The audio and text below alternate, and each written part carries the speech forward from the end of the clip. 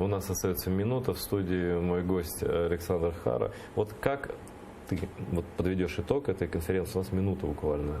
Ну, безусловно, дипломаты наши сыграли профессионально, то есть отбили фактически по процедурным вопросам любые поползновения и попытки назвать Автономную Республику Крым Российской Федерацией. Это как бы понятно. Это не значит, что они остановятся, они будут продолжать, чтобы делать видимость того, что в Крыму все нормально.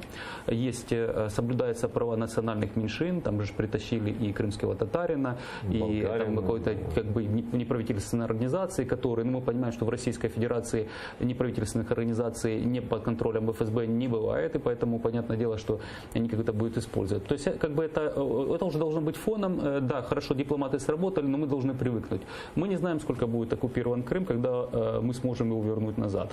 Однозначно, что при этом режиме и ближайшем, скажем так, кто может поменяться в Кремле, этого не произойдет. Но может быть благоприятная ситуация, когда будет смена режимов, но к этому надо готовиться, это и есть великая проблема. Это не только дипломаты, наши военные, наша экономика, все должны быть готовы к тому маленькому окну возможностей, которое у нас однозначно будет.